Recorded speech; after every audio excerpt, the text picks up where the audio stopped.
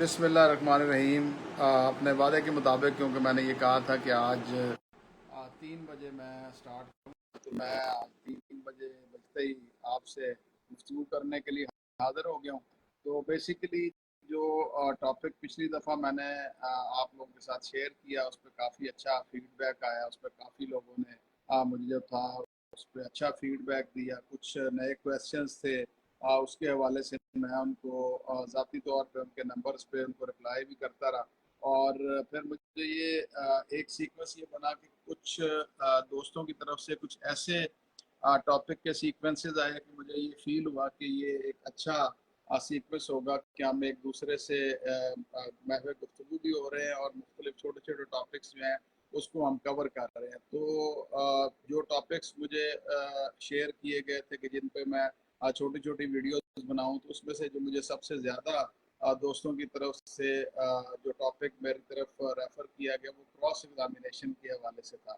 तो cross examination basically जब हमने वकालत शुरू की तो हमेशा हमें ये कहा गया कि cross examination is an art. और बिल्कुल आज अपनी वकालत के 22वें 23वें साल मैं खुद इस नतीजे पर पहुँचा हूँ कि क्रॉस एग्जामिनेशन एक आर्ट है। और ये किताबों से पढ़ के या जो जिस तरह मार्केट में किताबें अवेलेबल है कि आप उन किताबों से मुख्तलिफ गवाहान के हवाले से आप क्रॉस एग्जामिनेशन करते हैं। जैसे मैंने कई बुक्स देखी कि यू डॉक्टर से करने के सवाल, पटवारी से करने के सवाल, नक्शा नवीस से करने के सवाल, इन्वेस्टिगेटिंग ऑफिसर से करने के सवाल। तो हर केस के क्योंकि अपने फैक्ट्स होते हैं, हर केस के अपने मेरिट्स होते हैं, तो आप कभी भी एक डाई में से क्रॉस एग्जामिनेशन को गुजार के केस में अच्छे नताइज नहीं हासिल कर सकते। बेसिकली क्रॉस एग्जामिनेशन जो है वो क्रिएटिविटी ऑफ माइंड है। जब अगर आपको अपने केस के अंदर एक as a good defence lawyer, जो सबसे पहला पॉइंट होता है वही होता है कि आपको अपने केस का डिफेंस पता होना चाहिए कि आपका केस जो है उसका डिफेंस जो है वो डिनाइल में है, या वो केस जो है कई सूरतों में हमारे पास होता है कि केस सेल्फ डिफेंस के हवाले से होता है, या टू वर्शन का केस होता है कि एक पार्टी आप पे हमलावर होगी और उनका उस रिटिलिएशन में कोई फौत हो गया, आपकी तरफ से भी लोग जख्मी है, तो वो डिनाइल का केस नहीं होता, वो टू वर्शन का केस होता है, या उसको हम क्रॉस केस सेटलमेंट कहते हैं कि जिसके अंदर आइदर पार्टी जो है वो अपना अपना वर्शन लेके इन्वेस्टिगेशन में भी जाती है और फिर वो क्रॉस केस की सीक्वेंस के अंदर ट्रायल कोर्ट के अंदर अपना अपना मौक़िफ़ जो है वो लेके जाते हैं और उसके तहत जो है वो अपना केस प्रूव करते हैं। अब सबसे पहले क्रॉस एग्जामिनेशन के लिए इस टॉपिक को कवर करने के लिए आपको ये देखना है कि सबसे पहले आप QSO के आर्टिकल्स 132 और आर्टिकल 133 जो है उसकी आपको बेयर रीडिंग करनी पड़ेगी। और उस बेयर रीडिंग के अंदर आपको प्रोसीजर सारा जो QSO के हवाले से दिया गया उसको आपको देखना है। 132 के अंदर जो है वो बताया गया कि किस तरीके से आइदर पार्टी जो है अपना एग्जामिनेशन अचीव करेगी और सेकंड पार्टी को जो है वो क्रॉस एग्जामिनेशन का राइट जो है वो दिया जाएगा। और उसके बाद अगर क्रॉस एग्जामिनेशन के अंदर कोई ऐसा सीक्वेंस आया है कि जिसके लिए कोई आइदर पार्टी जो कि विटनेस लेके आई थी वो समझती है कि उसको कुछ ऐसे फैक्ट्स क्रॉस एग्जामिनेशन में है जो इसको प्रेजुडिस कर सकते हैं, तो वो दोबारा अपना री एग्जामिनेशन के लिए कोर्ट से परमिशन ले सकती है और री एग्जामिनेशन अपने गवाह का करवा सकती है। और अगर री एग्जामिनेशन की कोर्ट एक परमिशन देती है तो फिर क्रॉस एग्जामिनेशन की परमिशन भी जो है वो देना जो है वो एक राइट है जो एक्यूज को दिया जाएगा और वो प्रॉपर तरीके से री एग्जामिनेशन में आने वाली एविडेंस पर अपना क्रॉस एग्जामिनेशन जो है वो कर सकेगा। अब सबसे पहले क्रॉस एग्जामिनेशन के इन आर्टिकल्स को पढ़ने के बाद जब हम इसकी आर्ट की बात करते हैं तो सबसे पहले एक वैलिड डिफेंस जो है उसको आपको अपने जहन में लाना पड़ेगा कि आपका डिफेंस क्या है। उसके बाद मुख्तलिफ गवाहान के हवाले से मुख्तलिफ प्रोसीजर है जो अडॉप्ट किया जाता है और उस प्रोसीजर का आपको पता होना बहुत ज़रूरी है। जैसे अगर आप पुलिस के विटनेसेस की बात करें, हम IO की बात करते हैं या हम रिकवरी के विटनेस की बात करते हैं, तो फिर आपको ये देखना है कि आइदर वे उसके लिए कौन कौन से ऐसे लॉज हैं जो रेलिवेंट हैं और जिनका आपको पता होना चाहिए। जैसे आप देखें कि रिकवरी के विटनेस की अगर आप बात करें तो सबसे पहले किसी भी रिकवरी के हवाले से 103 CRPC जो है वो पूरा का पूरा एक सिस्टम प्रोवाइड करता है कि इंडिपेंडेंट विटनेसेस जो हैं उनको लेना जो है वो पुलिस ऑफिशल्स की जिम्मेदारी है, इन्वेस्टिगेटिंग ऑफिसर की जिम्मेदारी है। और अगर वो इंडिपेंडेंट विटनेसेस वहाँ से नहीं लेता तो फिर इसके ऊपर हमारे पास लॉ मौजूद है कि जिसके अंदर फिर उस रिकवरी पर राय नहीं किया जा सकता।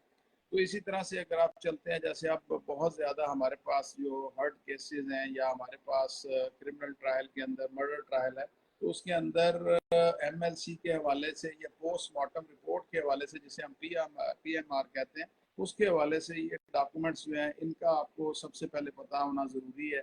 और इसके साथ साथ मेडिकल जूरिस्प्रूडेंस जो है इसके हवाले से आपको बखूबी तौर पे पता होना चाहिए कि मेडिकल जूरिस्प्रूडेंस जो है उसके हवाले से जो ऑथेंटिक बुक्स हैं, जैसे आप देखें पारेख की बुक है, या आप देखते हैं कि मोदी की बुक है, या गुलाम रसूल साहब की पाकिस्तान की बुक है, तो ये बुक्स के अंदर आपको देखना पड़ेगा। आपको इंजरीज की टाइप्स पता होनी चाहिए, आपको वेपन्स की टाइप पता होनी चाहिए, आपको वेपन्स के बोर पता होने चाहिए, आपको इंजरी का सीक्वल पता होना चाहिए, सीट ऑफ इंजरी के बारे में आपके पास इंफॉर्मेशन होनी चाहिए। और उसके बाद आपको हेल्थ रूल्स जो हैं उसको देखना बहुत इंपॉर्टेंट है कि हेल्थ रूल्स जो हैं जिसके तहत एक मेडिकल ऑफिसर एमएलसी करता है या जिसके तहत वो पोस्टमार्टम रिपोर्ट जारी करता है, तो वो हेल्थ रूल्स जो हैं उसका बखूबी तौर पे आपको पता होना बहुत ज़्यादा ज़रूरी है। अब इसके साथ साथ आप अगर हम इसी गवाह की बात करें, वो डॉक्टर एमएलसी के हवाले से हो या वो डॉक्टर पीएमआर के हवाले से हो, तो आप ये देखिए कि हमारे पास जैसे लाहौर शहर के अंदर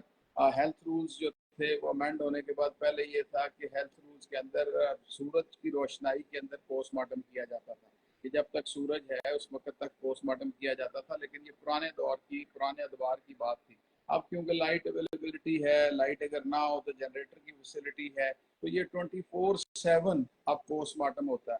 तो सबसे पहले अगर आप डॉक्टर की एविडेंस करने जा रहे हैं, क्रॉस एग्जामिनेशन की एग्जांपल देते हुए, तो सबसे पहले आपने देखना है कि इधर वे पोस्टमार्टम होने में डिले कितनी देर का। नॉर्मल कोर्स के अंदर पुलिस क्योंकि एफआईआर जो है उसको रोजनामचा रोक के एफआईआर दे लेते हैं, एफआईआर का नंबर लेके और उस जगह पर वो रिपोर्ट काट लेते हैं, लेकिन एफआईआर दर्ज नहीं करते, क्योंकि आपको पता है कि पोस्टमार्टम रिपोर्ट उस वक्त तक पोस्टमार्टम नहीं किया जाता जब तक पुलिस की तरफ से मेडिकल सुपरिटेंडेंट के नाम जो है डॉकेट नहीं जाता, और उस डॉकेट के तहत रिक्वेस्ट ऑफ पोस्टमार्टम नहीं की जाती, और उस डॉकेट के साथ जो उस वक्त गवाह मुदई ने बतौर गवाह अपना स्टेटमेंट रिकॉर्ड कराया या उसने एप्लीकेशन दी है, उसकी कॉपी और एफआईआर की कॉपी डॉकेट के साथ जाती है। अब ये डॉकेट आपको समझना पड़ेगा कि डॉकेट जो है ये बेसिकली एक रिटर्न रिक्वेस्ट है from the concerned SP to the medical superintendent of mortuary के जी इस डेड बॉडी जो हम भिजवा रहे हैं इसका पोस्टमार्टम कर दें।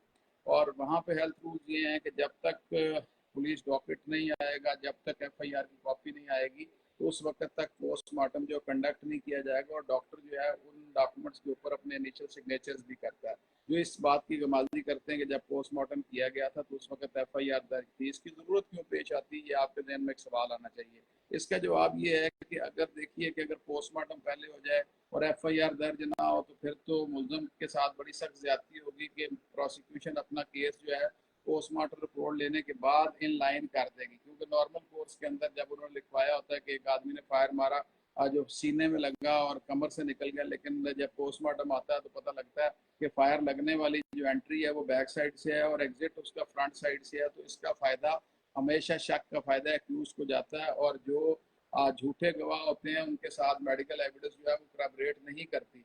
तो सबसे पहले जो डिले ऑफ पोस्टमार्टम है इसका बड़ा इंपॉर्टेंट एस्पेक्ट हुआ करता है। और इसमें अगर एपेक्स अगर सुप्रीम कोर्ट की जजमेंट्स देखें तो इसके अंदर बहुत ज़्यादा इसको फिक्स किया गया है कि इस डिलेड पोस्टमार्टम का मतलब ये है कि फिर डिलेड एफआईआर हुई है और ट्यूटेड एफआईआर है, और ये प्रोसिक्यूशन के लिए बड़ा फेटल हो सकता है।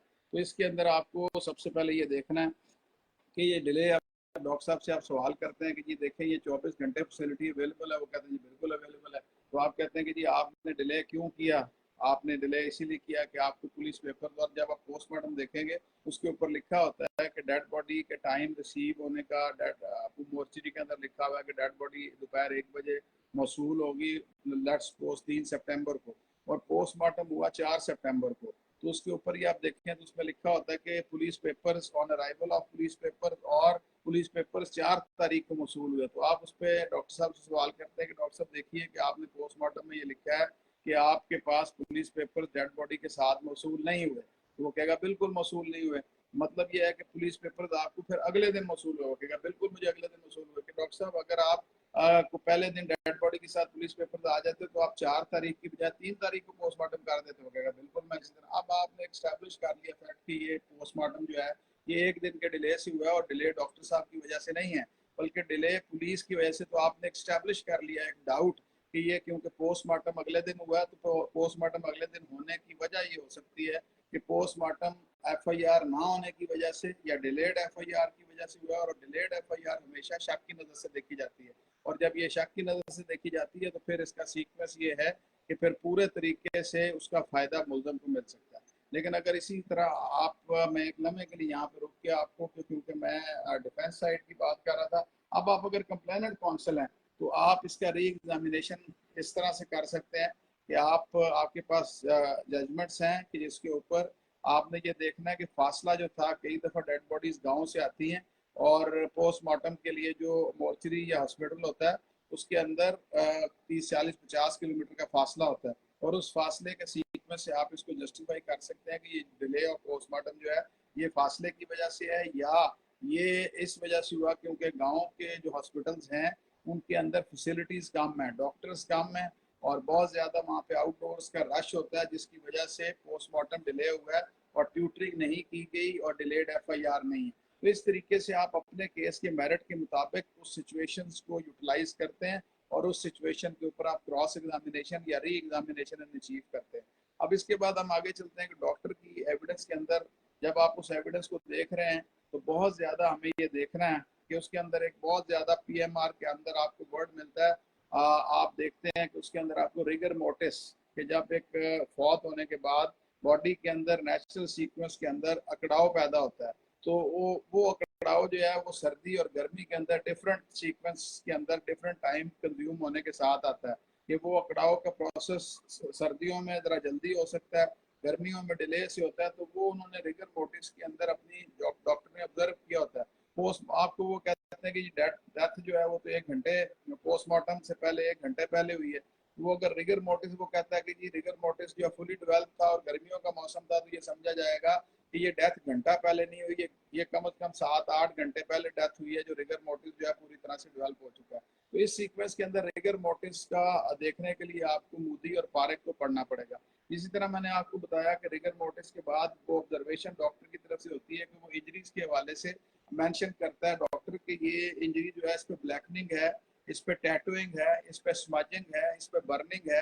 तो इस ऑब्जर्वेशन को भी आपको बड़े गौर से देखना पड़ेगा और इस ऑब्जर्वेशन का मतलब ये है कि ये बेसिकली फासले के हवाले से जब आप मूदी या पारेख पढ़ेंगे तो उसके अंदर आपको टॉपिक आप देखेंगे मैकेनिकल वायलेंस का तो उसके अंदर आपको मिलेगा कि ये बेसिकली फासला है कि जब किसी को कोई पिस्टल से मारता है या गन से मारता है तो उसकी आर्म लेंथ और वो फासला करीब की वजह से ब्लैकनिंग भी आ जाती है कि जब बारूद निकलता है तो वो फासले पे जब हिट करता है जाके तो वो अगर दूर होगा तो बारूद ट्रेवल नहीं करेगा, गोली जाके सिर्फ बुलेट लगेगी। लेकिन अगर वो करीब होंगे तो वो वहां पे ब्लैकनिंग भी कर सकता है, अगर बहुत नजदीक है बर्निंग कर सकता है, कॉन्टेक्ट फायर के अंदर गैसेज जो है वो जख्म के अंदर जा सकती हैं। तो इस तरह से भी आप प्रोसिक्यूशन के केस के गवाह बता रहा होगा कि जिसने 20 फुट से खड़े होकर गोली मारी और वहां पे ब्लैकनिंग आ रही है तो मतलब ये है कि गवाह फिर मौके पे मौजूद नहीं है, वो चश्मदीद नहीं है क्योंकि वो तो 20 फुट से बता रहा है और 20 फुट से ब्लैकनिंग आ नहीं सकती। इसी तरह स्मजिंग टैटूइंग तो ये फासले के हवाले से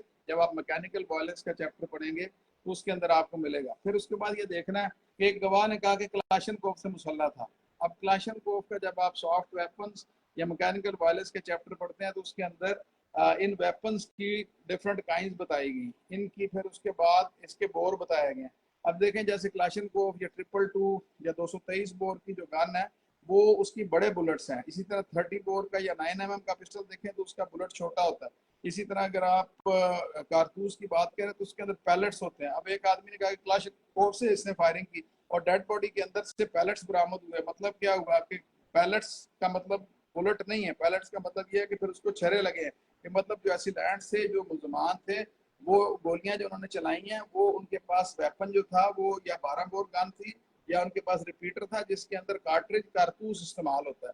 तो इस तरह से आप निकालते हैं कि जिससे आप एक डिफरेंस क्रिएट करते हैं, एक डाउट क्रिएट करते हैं सिचुएशन के अंदर, और डाउट जो है वो हमेशा एक्यूज को फेवर कर रहा है। इसी तरह से आप ये देखिए कि जैसे इंजरी का है, आप अगर छोटी 30 बोर के वेपन का अगर फायर होगा तो उसका एंट्री भी डिफरेंट होगी, उसका एग्जिट भी डिफरेंट होगा। इसी तरह अगर पैलेट होगा तो पैलेट का सीक्वेंस ये है कि वो थोड़े थोड़े फासले पे क्लस्टर फॉर्म में जाके छर्रे लगते हैं।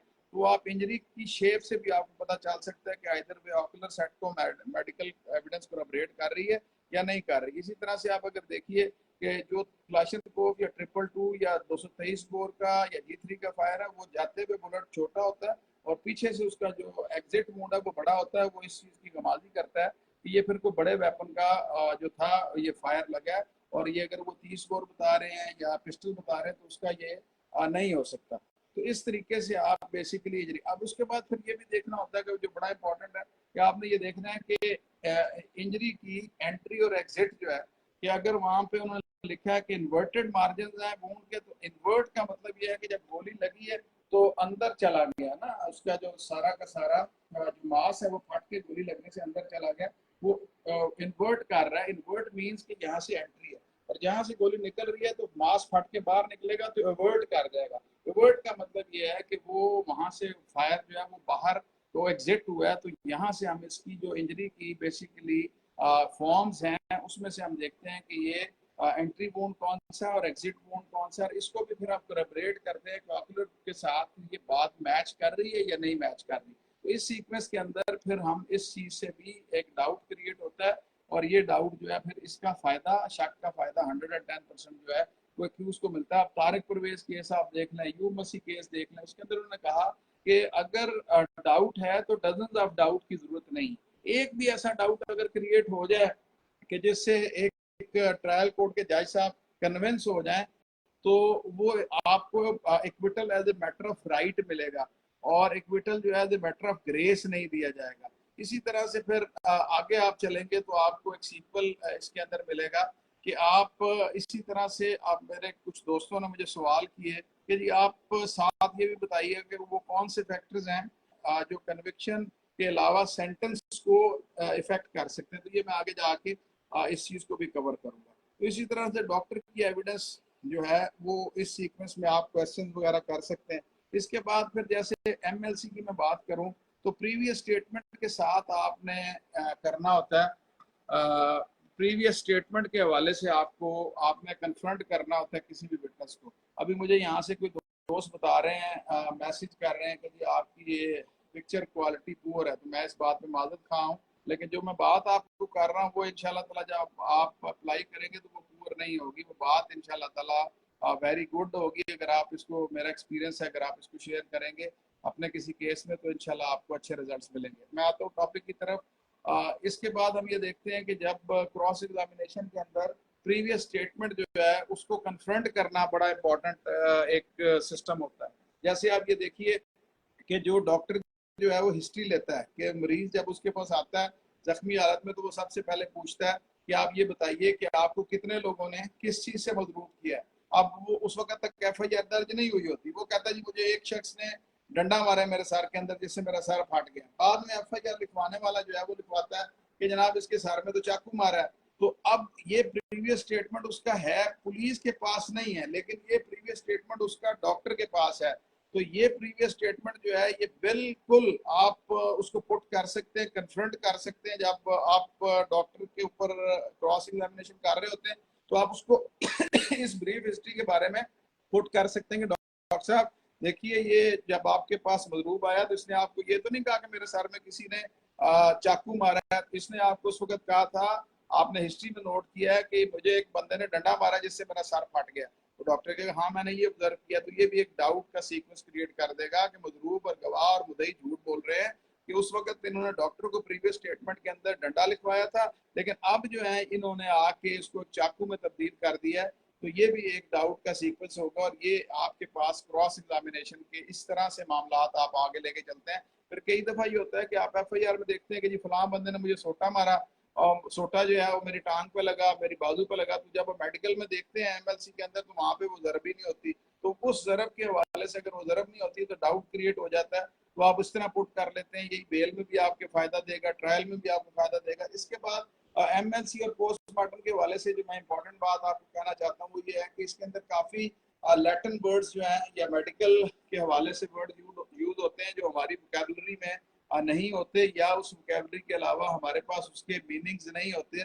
तो मैं आपको एक यूजफुल तरीका बताऊंगा कि जेम्स की एक डिक्शनरी मिलती है जो मेडिकल वर्ड्स को इंग्लिश से उर्दू और उर्दू से इंग्लिश में आप ट्रांसलेट कर सकते हैं। उससे मोर ओवर टू इट, आप उस वर्ड को लें, एमएलसी के अंदर जितने वर्ड हैं उनको आप एक पेज पे लिख लें, पोस्टमार्टम के अंदर जितने वर्ड हैं जिनको आपको समझ नहीं आती आप एक साइड पे लिख लें, और उसके बाद आप गूगल में डालें और उसका आप ट्रांसलेशन ले लें, उसकी डेफिनेशन ले लें और वो आप अपने पास लिख लें, तो आपको प्रॉपर तरीके से ये बात पता चल जाएगी इसका मतलब क्या है, ये बॉडी का कौन सा पार्ट है, इसका इफेक्ट क्या है। और ये जब आप पीपीसी के साथ उसको मिला के पढ़ेंगे तो फिर आपको पता चलेगा कि इंजरी थी क्या, उसकी सजा क्या है, उसकी दियत क्या है, वो कंपाउंडेबल है नहीं है, बेलेबल है नहीं है।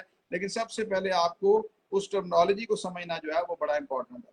इसी तरह से हम चलते हैं नक्शा नवीस की तरफ। नक्शा नवीस की एविडेंस जो है वो भी बड़ी इंपॉर्टेंट होती है क्योंकि वो बेसिकली फासले बयान कर रही होती है। तो इसमें मैं आपको बतौर स्टूडेंट ऑफ लॉ एक बात आपसे शेयर करना चाहता हूँ कि मुझे 20, 21 या 22 साल जो भी टाइम हुआ, मैंने ज्यादा जो जिनके साथ में सीनियर के साथ था वो भी मर्डर ट्रायल करते थे, हम भी मर्डर ट्रायल करते हैं। तो मैं वैसे अपने तौर पर पार्टी को बताए बगैर, मैं चाहे एक्यूज साइड से हूँ या कंप्लेनेंट साइड से हूँ, एक दफा जाके जाए वकूआ मैं जरूर खुद देखता हूँ कि वो नक्शा जो बनाया गया आइदर वे उसके अंदर कितने डिफरेंसेस हैं। कई दफा ये होता है कि नक्शा उन्होंने एफआईआर के मुताबिक बना लिया होता है लेकिन मौके पे नक्शा डिफरेंट होता है। अगर आपने मौका मुलाहिजा कर लिया तो फिर आपको बहुत सी चीजें ऐसी होती हैं जो आप पुट कर लेते हैं गवाहान पे। और कई दफा ये होता है कि ऑब्स्टेकल्स होते हैं कि जहाँ से गवाह खड़े होकर बयान देखना बयान कर रहा होता है मौके पे वहां से नजर आ ही नहीं सकता।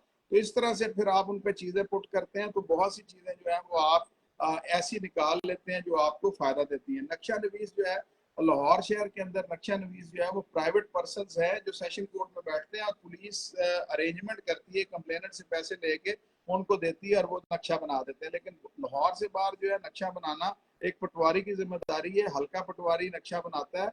और आप जब क्वेश्चन करते हैं नक्शा नवीस को तो मेरा स्टाइल यही रहा कि देखो तुम सरकारी नक्शा नवीस नहीं हो। कहता जी बिल्कुल मैं नहीं हूँ। देखो तुम्हें पुलिस ने अरेंज किया, जी बिल्कुल मुझे पुलिस ने अरेंज किया।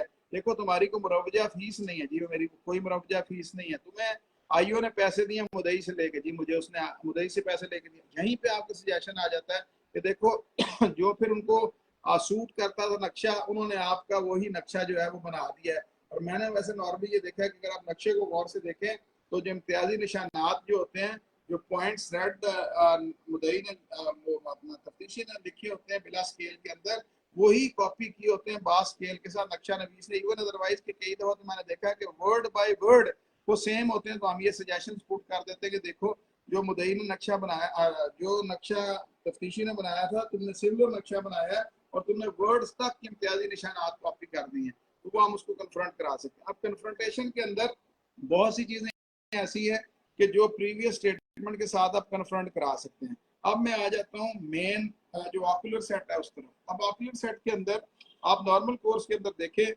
तो ऑक्यूलर सेट के अंदर बहुत सी जो विटनेसेस होते हैं वो या तो मुदई के रिश्तेदार होते हैं या डिसीज के रिश्तेदार होते हैं। लेकिन अब इस पे आपको जहन में बात रखनी है कि नॉर्मल कोर्स के अंदर अगर रिलेटेड विटनेस हो तो एपेक्स को सुप्रीम कोर्ट कहती है कि सिर्फ रिलेशन की वजह से आप उसको डिस्कार्ड नहीं करना चाहिए। लेकिन अगर वो एनिमिकल है आपकी तरफ, उसके साथ आपकी प्रीवियसली कोई लिटिगेशन है, उसके साथ को आपकी प्रीवियस एनिमिटी है, तो वो आपको पुट करनी है। सबसे पहले आपको रिलेशन डेवलप करना है कि आप उसे सवाल करते हैं कि देखो मुदई तुम्हारा क्या लगता है, वो कहेगा मेरा चाचा का बेटा है। मरने वाला तुम्हारा क्या लगता है, मेरे चाचा का बेटा है। तुम्हारी और कोई रिश्तेदारी, मेरी शादी भी इनकी तरफ हुई हुई है। तो ये एक रिलेशन आ गया जो आपने डेवलप कर लिया। अब सेकंड थिंग होती है कि आपने ये देखना होता है कि आइदर वे जो जाए वकूआ है ये विटनेस वहां का रैशी है। अब होता ही है कि नॉर्मल कोर्स के अंदर एफआईआर दर्ज करने तक वो गवाहान को बुलाते हैं, मुदई को पूछते हैं कि बता भी तेरा और गवाह, वो कहते हैं जी मेरे मामू का बेटा है, जी मेरा बनोई भी है। अब मामू का बेटा वकूआ लाहौर का होता है, वो रहने वाला होता है सियालकोट का, उसको सियालकोट से बुला लेते हैं, वो आगे गवाह बन जाता है। अब दूसरी चीज जो बड़ी इंपॉर्टेंट है वो ये है कि आप चांस विटनेस, जैसे आपने पहले रिलेटेड विटनेस या एनिमिकल विटनेस के हवाले से था, अब आपने बनाना है चांस विटनेस के हवाले से कि ये जो विटनेस है ये जय वकूआ का रहने वाला नहीं है, ये चांस विटनेस है, ये सियालकोट का रैशी है। तो आपने उसको पूछना जी आप कहाँ के रहने वाले? जी मैं वहां का रहने वाला हूँ, सियालकोट का। लाहौर तो नहीं आप रहता? जी नहीं मैं रहता। ये तारीख वाले दिन आप जब लाहौर आए थे किस चीज पे आए थे? जी मैं बस पे आया। टिकट दी आईओ को? नहीं जी। क्या वजह थी आने की? मुझे नहीं पता। आपने जो 161 का बयान दिया उसमें लाहौर आने की कोई वजह लिखाई थी? किस वजह से आया? नहीं लिखाई। कितने बजे आया? नहीं लिखाया। किस जरिए से आया? नहीं लिखाया। तो आप में पुट करेंगे कि आप चांस विटनेस हो, आप बिल्कुल यहाँ पे वकूए पे नहीं थे, आप रिश्तेदार होने की वजह से, बहनोई होने की वजह से बादल आके आप इसमें विटनेस बने, तो आपने स्टैब्लिश कर लिया कि ये चांस विटनेस है। अब इसके बाद आप जाते हैं कन्फ्रंटेशन पे। बहुत से हमारे पास 161 के स्टेटमेंट ऐसे आते हैं जो उस वक्त जो FIR लिखाते हैं उसके बाद वो सप्लीमेंट्री स्टेटमेंट से कुछ स्टेटमेंट जो अपने इन लाइन करने के लिए केस के लिखुना उसको दूर करने के लिए लिखवा लेते हैं, वो विटनेस के 161 के स्टेटमेंट में आ जाता है जो पुलिस रिकॉर्ड करती है। तो आपने देखना होता है कि जो वो इम्प्रूवमेंट कर रहे हैं that is called as mala fide improvement. वो मेलाफाइड इम्प्रूवमेंट जो है वो आपको फेस करनी है, देखना इस तरह कि इधर भी आपको सूट करती है तो ठीक है, अगर आपको इफेक्ट करती है, जैसे आपके पहले नाम नहीं था, आपका नाम उसने ले दिया, तो आप उसको कन्फ्रंट करेंगे प्रीवियस स्टेटमेंट से, देखो ये तुम्हारा यही 161 का बयान है जो पुलिस को दिया था जी यही है, इसके अलावा तो कोई नहीं दिया। नहीं दिया। मुझे एक बात बता, अदालत में आपने कहा कि जी फलां मुल्ज़िम ने गोली मारी एक्स ने, तो ये आपने अपने 161 के स्टेटमेंट में एक्स का नाम लिखाया था? वो कहेगा जी मैंने लिखाया था। लिखाया आपने स्टेटमेंट कहाँ लिखाया? कोई नहीं। Confronted with exhibit so and so, exhibit D क्योंकि आप एक्यूज की तरफ से पुट कर रहे हैं, confronted with exhibit D A where it was not so recorded. अब कोई ऐसी चीज ये है कि जो उसने अपने बयान में लिखाई थी लेकिन उसने चीज में आगे गायब कर दी, माइनस कर दी, वो आपको इफेक्ट करती है कि पहले उसने मुल्ज़िम का नाम और कुछ लिखवाया था, अब आके आपका नाम मुल्ज़िम का लिखवा दिया, तो आप चाहते हैं कि उसका नाम आए, आपका नाम माइनस का भी होगा। तो आप कहते हैं कि देखो तुमने वो जो 161 का बयान लिखाया था उसमें तुमने एक्स की बजाय वाई का नाम लिखवाया था कि उसने फायर मारा। वो कहता है जी मैंने लिखाया। तो आप उसको दिखाते हैं देखो ये लिखा हुआ है, तो ये confronted with exhibit D where it was so recorded कि ये लिखवाया गया था, तो वो कन्फ्रंट होकर जो स्टेटमेंट 161 की स्टेटमेंट कॉपी आपको मिली है वो एग्जिबिट डी होके साथ लग जाएगी ताकि कल को वो कन्फ्रंटेशन जो आप पढ़ सकते हैं। अब मैंने ये आपको कन्फ्रंटेशन का भी प्रोसेस जो है समझा दिया है कि कन्फ्रंटेशन जो है वो किस तरह से होती है। तो इस तरह से आप कन्फ्रंट करके मेलाफर्ट, आप इससे आप यहाँ पे सजेशन बहुत जरूरी है कि आपने देना है क्या ये जब आप सजेशन देंगे where it was so recorded और where it was not so recorded, तो ये आपकी एक तीसरी डाउट की सिचुएशन बन गई कि प्रोसिक्यूशन का केस जो है वो मेलाफाइड इम्प्रूवमेंट पर भी बेस कर रहा है और आप सजेस्टिव फॉर्म में लिखवाएंगे कि मेलाफाइड इम्प्रूव किया स्टेटमेंट को। तो ये कई दफा ये होता है कि टाइम नहीं लिखवाया होता, वो इम्प्रूव कर लेते हैं। कई दफा होते जाए हुआ को उन्होंने चेंज किया होता है, तो जो जो चीज उन्होंने इम्प्रूव की होती है जिसको आप समझते हैं तो वो मेलाफाइड इम्प्रूवमेंट है, तो आप उसको फिर कन्फ्रंटेशन के सीक्वेंस में आके थ्रू क्रॉस एग्जामिनेशन जो है वो आप आके स्टैब्लिश कर लेते हैं। अब इसके बाद एक और बात मैं आपके सामने रखूंगा जो रिकवरी के विटनेस के रिकवरी के सीक्वेंस में। अब रिकवरी के अंदर रिकवरी के विटनेस जो है उसके ऊपर नॉर्मल कोर्स में उन्होंने रिकवरी जो है वो मुल्ज़िम पे प्लान करके मुल्ज़िम के घर से या मुल्ज़िम के दफ्तर से या मुल्ज़िम के किसी भी रिहाइश से उन्होंने रिकवरी की होती है। तो सबसे पहले आपको ये देखना है क्या उसके अंदर नॉर्मली पुलिस के विटनेसेस को रिकवरी विटनेस बनाया जाता है। तो आपने 103 की वायलेशन पुट करनी है कि देखो तुमने इंडिपेंडेंट विटनेस कोई नहीं लिया। वो कहता जी कि जी मैं तो विटनेस बनाना चाहता था, लोग विटनेस बनना नहीं चाहते। देखो जी फिर लिस्ट प्रोवाइड करोगे वो कौन से लोग थे कि जिनको तुमने विटनेस बनाने के लिए कहा और वो नहीं बने, क्योंकि आप 161 पढ़े तो उसके अंदर लिखा है कि अगर कोई विटनेस है किसी चीज का और वो सरकारी मुलाजम को हेल्प आउट नहीं करता तो 161 के अंदर ही प्रोवाइड किया गया कि उसके खिलाफ कार्रवाई हो सकती है। तो इस तरह से आप उसको रिकवरी के अंदर पुट कर सकते हैं और फिर आप सजेशन देंगे कि nothing was recovered on the disclosure of the accused, all the proceeding was done by the IO while sitting in the police station। तो उस रिकवरी के हवाले से अब एक और चीज आपने देखनी है कि रिकवरी का गवाह करने से पहले आपको ये भी देखना है, कई दफा ये होता है कि वो आपके पास जो PFS की रिपोर्ट होती है रिकवरी के हवाले से वो नेगेटिव होती है। अगर नेगेटिव है तो वो आपके खिलाफ तो वैसे ही नहीं पड़ी जानी, तो आपको क्रॉस एग्जामिनेशन की जरूरत ही नहीं। लेकिन अगर आप क्रॉस एग्जामिनेशन आपकी नेगेटिव है और फिर आप क्रॉस एग्जामिनेशन कर रहे हैं तो फिर जज भी ये समझेगा और दूसरा वकील भी ये समझेगा कि ये एक नया आदमी है जो ट्रायल कर रहा है जिसको बेसिक्स ऑफ ट्रायल नहीं पता। तो ये रिपोर्ट जो है PFS की देखना बड़ी जरूरी होती है। इसी तरह से बाकी अगर आप ये देखें कि आईओ के हवाले से आप जब सवाल करते हैं तो आईओ की सारी प्रोसीडिंग आपको देखनी है कि वो प्रोसीडिंग उसने क्या की है। आईओ की प्रोसीडिंग के अंदर बड़ा इंपॉर्टेंट जो है वो रिपोर्ट अगर आप देखें जब वो स्टार्ट करता है तो सबसे पहला डॉक्यूमेंट वो 302 के केस के अंदर वो इंक्वेस्ट रिपोर्ट बनाता है। तो रिपोर्ट मर्क को माइन्यूटली वॉच करना बड़ा जरूरी है। कई दफा उस पर FIR नंबर नहीं लिखा होता, कई दफा उस पर टाइम नहीं लिखा होता, कई दफा उस पर जब हुआ नहीं लिखा होता, तो वो आप उनको पुट कर सकते हैं। फिर कई दफा ये होता है कि इंक्वेस्ट रिपोर्ट के अंदर जो मुख्तसर हिस्सा मुलाहिजा मौका बी होता है, फॉर्म बी, उसके ऊपर उन्होंने बिल्कुल माइन्यूट सा सिर्फ FIR का सीक्वेंस दिया होता, बाकी लिखा ही नहीं होता कि मैंने मौके पे क्या कार्रवाई की है, मैंने बयान लिखे हैं नहीं लिखे, वो सारी चीजें आप उसमें से फिर उसे पुट कर सकते हैं। तो इस तरह से ये क्रॉस एग्जामिनेशन जो है IO का बड़ा इंपॉर्टेंट होता है। इसके अंदर जो सबसे इंपॉर्टेंट चीज होती है वो ये है कि जो अब मैं आखिर में आपके साथ वो सवाल ऐड कर रहा हूँ जो मेरे भाई एक दो दोस्तों ने मुझे पूछा क्या मिटिगेशन के वाले से। आप देखें कि अगर आप कन्विक्शन, एक केस ऐसा है जिसके अंदर आपका केस प्रूव होता नजर आ रहा है आपको प्रोसिक्यूशन का, तो आप फिर खेलते इस बात में कि आप उसको मिटिगेशन की तरफ ले जाते हैं कि मिटिगेट हो के हम देखें कि उसके अंदर कुछ सजा जो है वो डेथ से लाइफ के अंदर चली जाए। क्योंकि 302 की अगर आप पनिशमेंट देखें तो उस पनिशमेंट के अंदर डेथ भी पनिशमेंट में है और लाइफ भी उसके अंदर प्रोवाइड की गई है according to the facts and circumstances of the case. और फैक्ट्स एंड सर्कमस्टांस क्या है कि उसके अंदर ये देखना है कि अगर for the sake of argument के अगर रिकवरी हुई और 103 की वायलेशन हुई तो ये रिकवरी पे वो रिलाई नहीं करेंगे। मिटिगेटिंग सर्कमस्टांस है, डेथ से कन्विक्शन जो है जरूर होगी, लेकिन सेंटेंस जो है वो मिटिगेट करके लेसर डिग्री पे चली जाएगी कि वो इनकॉन्सिक्वेंशियल हो जाएगी रिकवरी, तो डेथ सेंटेंस नहीं होगी, लाइफ इम्प्रिजनमेंट होगी।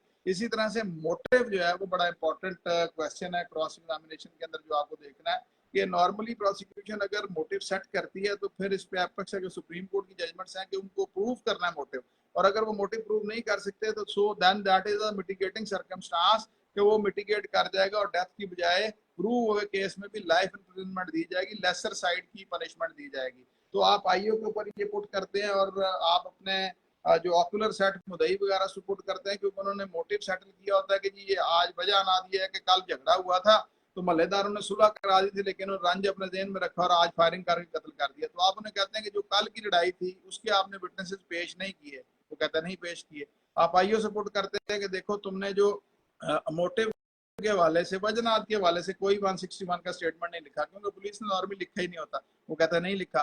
तो अब ये सिर्फ 2 सवालों से आपने इस केस को जो है वो डेथ से लाइफ में कन्वर्ट कर लिया। तो क्रॉस एग्जामिनेशन जो है आज हाफ आवर का मैंने ये टॉपिक रखा था तो ये आज कंप्लीट हो गया है। इसके अलावा आपको किसी किस्म का भी इसके हवाले से कोई सवाल हो तो मेरा नंबर 0300401224 है। आप मुझे एक वॉइस नोट भेजेंगे तो मैं आपको उसका जवाब दूंगा। मुझे उम्मीद है कि आपको टॉपिक पसंद आया होगा और अगर आपको ये टॉपिक पसंद आए तो इसको शेयर ज़रूर कीजिएगा ताकि ज़्यादा से ज़्यादा दोस्त इसको देखें। और मैं डेली बेसिस पे एक टॉपिक कवर करूंगा और जिस तरह मैंने आज टाइम बता दिया था मैं इंशाल्लाह ताला डेली आपको टाइम जो है पहले मेंशन कर दूंगा ताकि मैं वो टॉपिक जब भी ऑन एयर आऊँ तो आप लोग उसको अच्छे तरीके से देखें। आपका और मेरा अल्लाह आमीन नासिर बंडल ऑफ थैंक्स दुआ में याद रखिए। अल्लाह।